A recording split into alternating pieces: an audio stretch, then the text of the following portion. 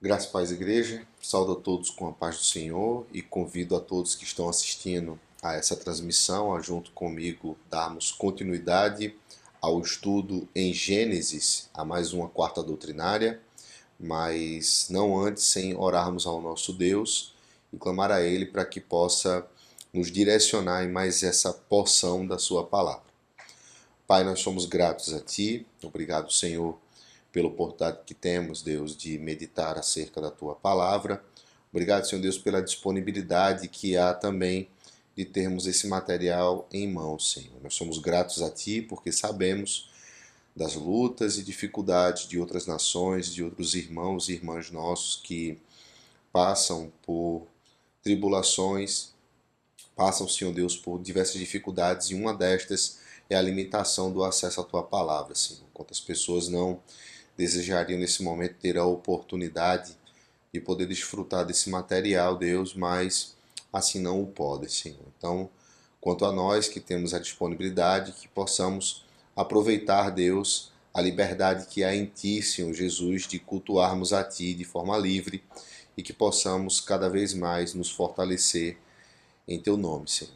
Nós Te agradecemos por tudo e assim nós choramos em nome de Cristo Jesus. Amém. Convido a todos a abrirem a palavra do Senhor em Gênesis 36.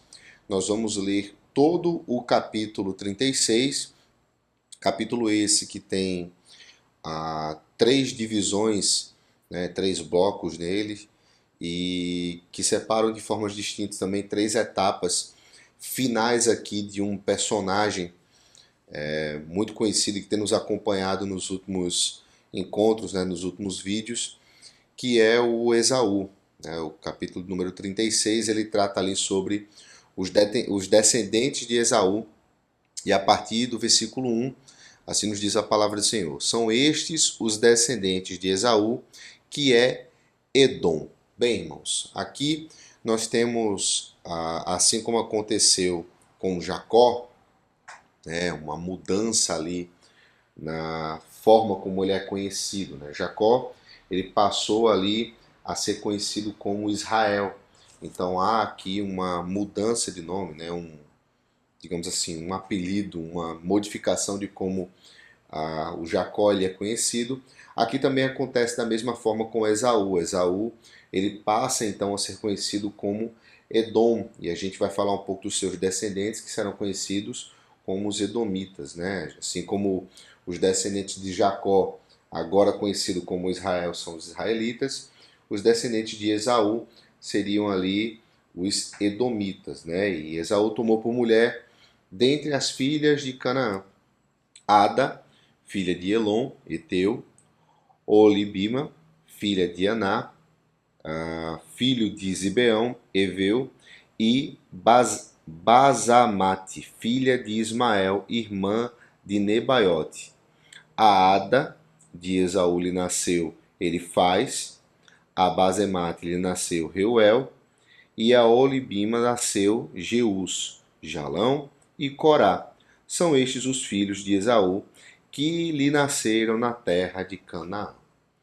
Aqui, irmãos, nós precisamos entender que existem algumas condições pejorativas no texto, no que tange ali a decisão de Esaú, né, de tomar mulheres de outras nações, de outros povos, para serem ali suas esposas, com elas ali ele coabitar e começar aqui a ramificar cada vez mais ali a descendência de seu pai. Então, Esaú ele toma essa decisão, ele começa a ter filhos ali com mulheres de outras nações, de outras regiões, e aqui esse texto ele vai nos trazer algumas decisões de Esaú e algumas consequências também acerca dessas decisões, para que se ponha aqui um fim na trajetória deste personagem. O ponto principal interessante desse texto é aqui no versículo 6, que diz que levou Esaú suas mulheres e seus filhos e suas filhas e todas as pessoas de sua casa e seu rebanho e todo o seu gado e toda a propriedade, tudo o que havia adquirido na terra de Canaã, e se foi para outra terra, apartando-se de Jacó, seu irmão, porque os bens deles eram muitos para habitarem juntos, e na terra de sua peregrinação não os podia sustentar por causa do seu gado. Então, Esaú, que é Edom, habitou no Monte Seir. Aqui nós temos mais uma vez a afirmação, né, dessa mudança de nome do Esaú, e nós sabemos que quando a Bíblia ela se repete muitas vezes, né, os textos eles vão por vezes se repetindo as citações, eles querem dar uma ênfase, eles querem chamar uma atenção para isso, e aqui nós vamos ver isso se repetir mais algumas vezes. Mas o ponto aqui, irmãos,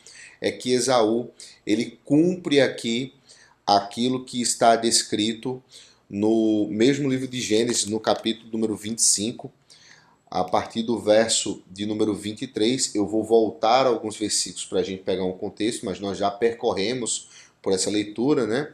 A partir do verso 21 diz que Isaac orou ao Senhor por sua mulher, porque era estéril, e o Senhor lhe ouviu as orações, e Rebeca, sua mulher, concebeu. Os filhos lutavam no ventre dela, então disse: Se é assim, por que vivo eu? E consultou ao Senhor. Respondeu-lhe o Senhor: Duas nações há no teu ventre, dois povos nascidos de ti se dividirão. Um povo será mais forte do que o outro, e o mais velho servirá ao mais moço. Bem, irmãos, aqui nós temos a caracterização do cumprimento, né, dessa palavra do Senhor na vida aqui de Jacó e na vida de Esaú, né? A gente sabe que durante a trajetória, né, desde o capítulo número 25 até essa derradeira história aqui que nós estamos lendo de Esaú, tiveram algumas idas e vindas, alguns conflitos, alguns confrontos, e aqui nós já temos um Esaú e um Jacó mais velhos, mais maduros, mais experientes, mais vividos. E Esaú ele cumpre aqui cabalmente aquilo que o Senhor o falou ali na época da gestação de sua mãe, quando ele toma a decisão de se apartar do seu irmão, e a palavra é muito clara sobre o motivo, né? Ele tem a consciência de que onde eles estão habitando, os recursos eles são ali insuficientes para as duas nações, né? Para os dois povos que ali estão habitando, e ele toma a decisão. O texto é muito claro, né, que isso parte dele, a decisão de se apartar e deixar o seu irmão ali, o seu irmão que retorna para o local onde ele estava, e assim ele parte para habitar no Monte Seir. É muito parecido aqui com o que a gente vê lá acontecendo com Abraão e o seu sobrinho, né? Abraão ele enxerga que não há capacidade de coabitar, de permanecerem juntos, né, de habitarem mutuamente na mesma terra. E Abraão ele fala: olha, está tendo briga e que não haja dissensão entre mim e ti. Então escolhe, né? Abraão ele dá a opção pro seu sobrinho Ló ali, ele escolheu o que quer fazer, ele toma uma decisão e se apartam. Aqui diferente, Esaú ele olha e ele toma uma decisão, né? Ele deixa o seu irmão no local, ele cumpre ali a profecia, né? A promessa ali que o Senhor tinha para com a sua vida de servidão, de servir ali a Israel. E aí ele se aparta, ele segue para o Monte Seir, porém um local já habitado.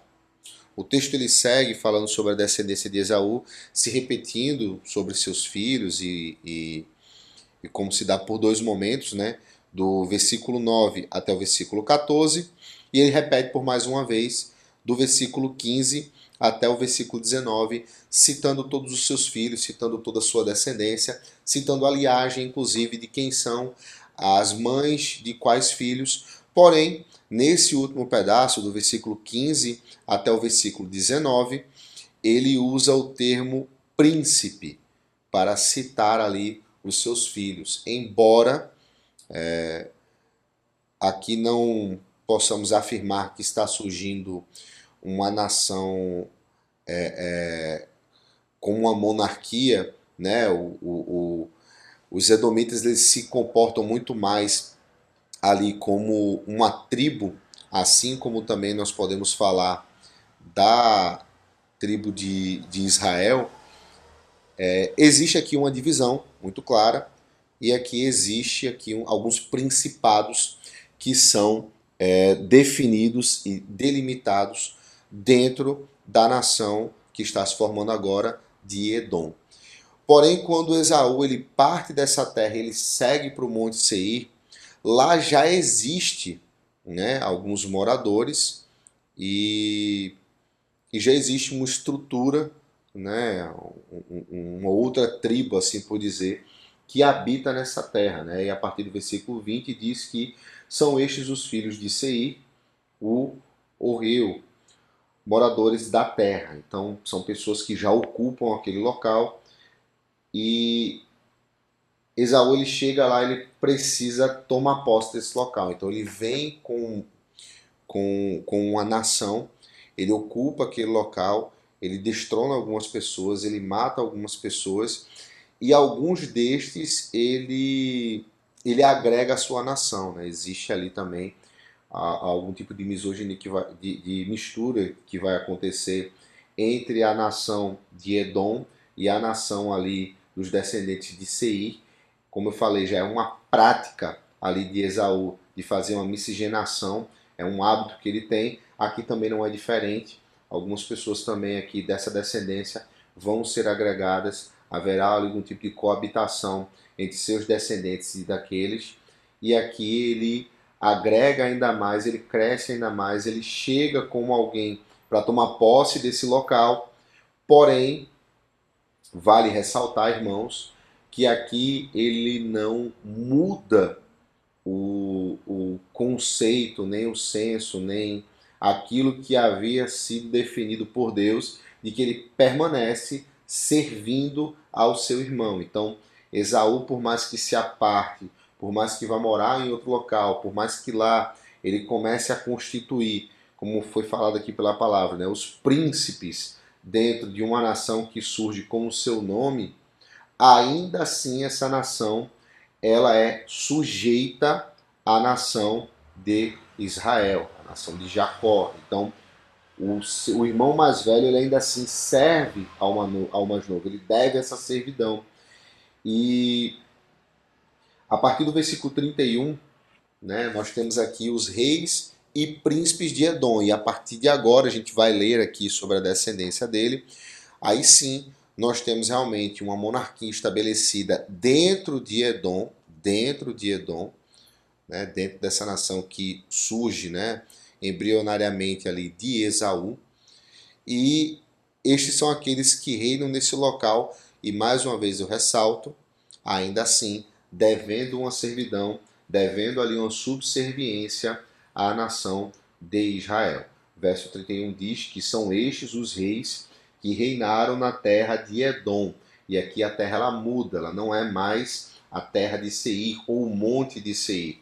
Esaú ele chega, ele toma posse, ele vem como um senhor soberano sobre aquela região, ela estrutura e a partir de agora chama-se Edom. Né? Em Edom, voltando para o verso 31, né? São estes os reis que reinaram na terra de Edom antes que houvesse rei sobre os filhos de Israel. E aqui eu ressalto pela terceira vez. Isso é muito importante, irmãos, porque isso aqui acontece antes do estabelecimento ali da monarquia dentro de Israel. E isso é importante ser dito porque, pelas duas vezes que afirmei, toda a nação de Esaú ela deve subserviência à nação de Israel. Mas, a partir do 32, assim vem a descendência dos descendentes ali de Esaú. Né? Em Edom reinou Belá, filho de Beor, e o nome da sua cidade era Dinabá. Morreu Belá, e em seu lugar reinou Joabe, filho de Zerá, de Bozra. Morreu Joabe, e em seu lugar reinou Uzão, da terra dos Temanitas. Morreu Uzão, e em seu lugar reinou Hadad, filho de Bedade, o que feriu a Midian no campo de Moabe. O nome da sua cidade era Avite. Morreu Hadad, e em seu lugar reinou Samlá, de Masreca. Morreu Samilá, e em seu lugar reinou Saul de Reobote, junto ao Eufrates. Morreu Saul, e em seu lugar reinou Baal-Hanã, filho de Aquibor. Morreu Baal-Hanã, filho de Aquibor, e em seu lugar reinou Radá. O nome da sua cidade era Pau, e de sua mulher era Mectabel, filha de Matred, filha de Mesaabe. Estes são os nomes dos príncipes de Esaú, segundo suas famílias, os seus lugares e os seus nomes: príncipe Tima, príncipe Alva, príncipe Getete, príncipe Olibama, príncipe Elá, príncipe Gipnon, príncipe Kenais, príncipe Temá, príncipe Mitzá, príncipe Magdiel, príncipe Irã. Estes são os príncipes de Edom, segundo suas habitações na terra da sua possessão. E aqui finaliza a história de Esaú, dizendo que este é Esaú, pai de Edom. Bem, irmãos, aqui nós finalizamos a trajetória de Esaú, né, essa ramificação ali dos descendentes de Abraão, para que a partir de agora a Bíblia ela comece realmente a focar exclusivamente no ramo ali que descende realmente de Abraão, que é os descendentes de Israel. Né? A partir de agora o texto bíblico vai focar nos filhos de Jacó e no que se sucedera com eles, mas a palavra traz esse fechamento para os descendentes de Esaú. Embora, irmãos, é importante nós citarmos que os edomitas, eles mais para frente, embora tenha essa profecia, essa determinação do Senhor de servidão, e Esaú assim o cumpre, né? E isso aqui fica muito claro na sua decisão e no texto quando fala que estes foram os reis que reinaram antes que houvesse rei sobre os filhos de Israel. Aqui essas duas passagens caracterizam que sim, ele cumprir ali a questão da servidão para com seu irmão. Mas com o passar das eras, os edomitas eles se levantam e eles se tornam inimigos de Israel. Inclusive, é a nação que impede ali durante a peregrinação do deserto, quando Moisés solicita passar ali por sua terra, eles não permitem. Então, a nação ali dos hebreus ele precisa dar a volta na terra dos edomitas, porque estes se levantam como inimigos. Em uma das intervenções ali das ações com os babilônios, eles também atuaram contra a nação de Israel. Então é o povo que, ao passar do texto bíblico, ao passar das eras, se levanta como inimigo, né? Como um inimigo ali da nação de Israel. Porém, como eu já disse, aqui nós encerramos a descendência de Esaú e este cumpre ali aquilo que o Senhor determinara ainda no ventre de sua mãe sobre questão de servidão. Uma jornada difícil, complexa, algumas decisões erradas tomadas pelo próprio Esaú. Aqui também algumas características muito específicas da época. A gente normalmente quando lê a Bíblia acha que algumas coisas são simples demais, mas aqui também a gente pode se lembrar quando a terra prometida é apontada ali, né, para os hebreus, eles olham e Canaã está habitada, eles precisam batalhar. É muito parecido com o que acontece com Esaú, né? Ele também decide ir para um monte, decide ir para uma terra, decide estabelecer a sua nação, mas é uma terra habitada, ele precisa ali ter algum tipo de intervenção, agir ali com o braço forte, tomar posse daquele local e ali se estabelecer.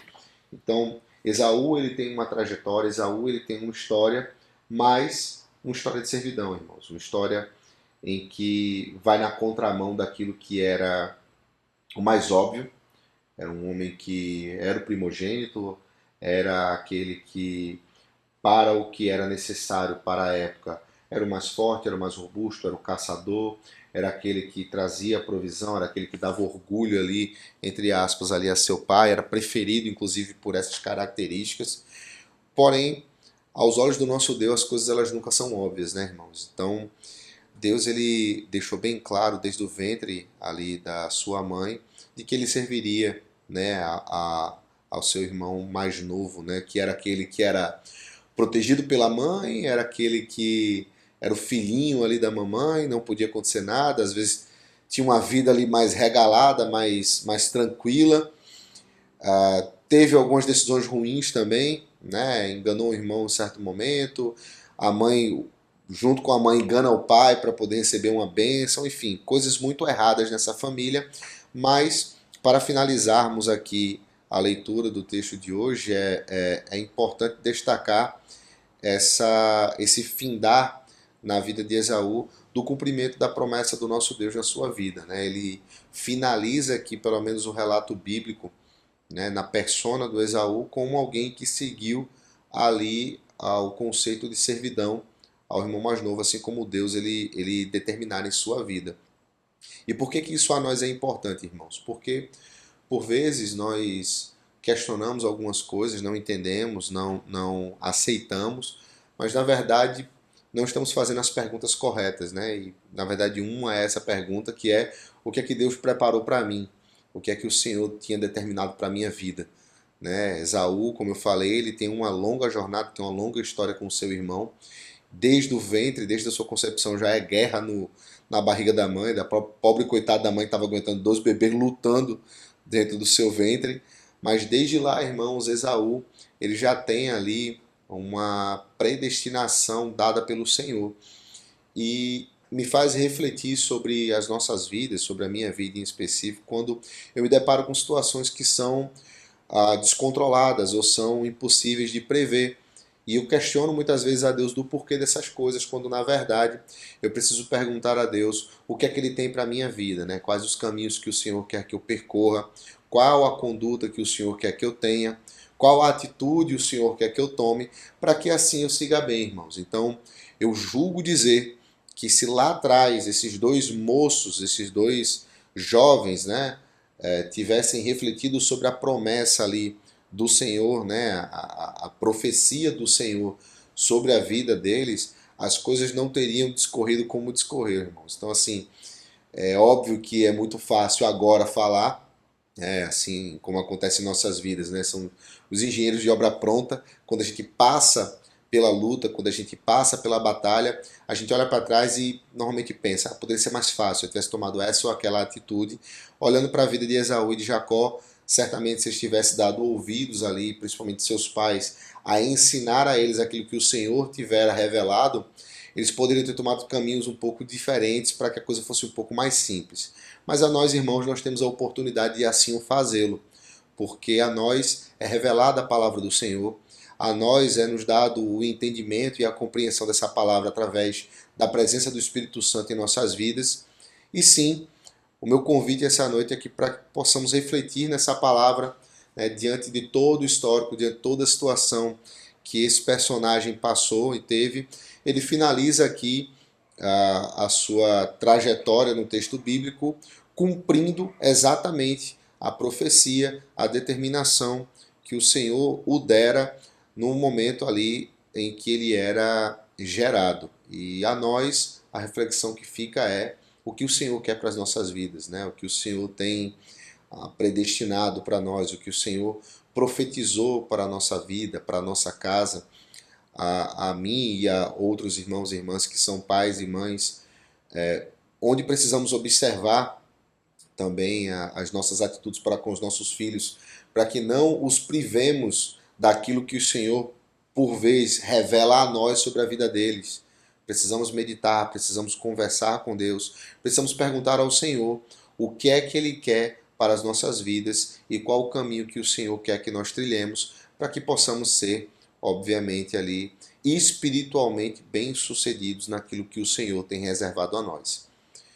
Isso é o que cabe a nós, irmãos. O que passar disso é misericórdia do nosso Deus em nossas vidas, é de fato termos a compreensão que nós por nós não podemos fazer nada, carecemos sim da graça do Senhor, carecemos sim de sua misericórdia, mas isso não deve de forma alguma ser uma desculpa para que nós não façamos nada. Tenhamos sede, né? Tenhamos fome de correr atrás daquilo que o Senhor quer para as nossas vidas, para que sejamos sim bem-sucedidos em Cristo Jesus, diante de sua eterna misericórdia para conosco.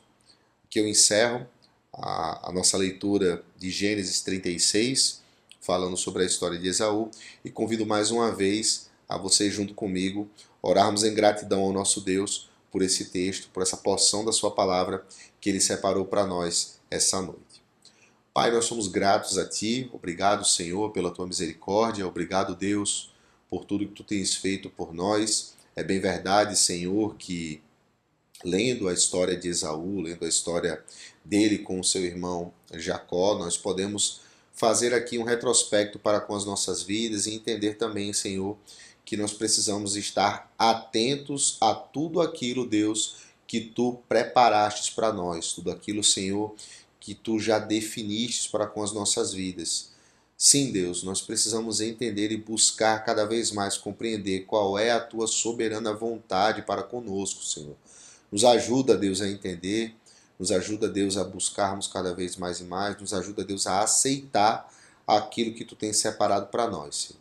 Nós te clamamos que Tu te faças cada vez mais presente em nossas vidas através do Teu Santo Espírito e a nós, Deus, nos fortalece, Senhor. Que possamos Te buscar cada vez mais e mais, que possamos cada vez mais e mais aumentar a chama em nossos corações para que não haja, Deus, um esfriamento em nossas vidas. Obrigado, Senhor, porque Tu és fiel, Pai. Estás conosco a todo tempo e tens separado momentos como esse para tratar conosco. Somos gratos a Ti, clamamos pela Tua misericórdia, te agradecemos por tudo, Senhor Jesus.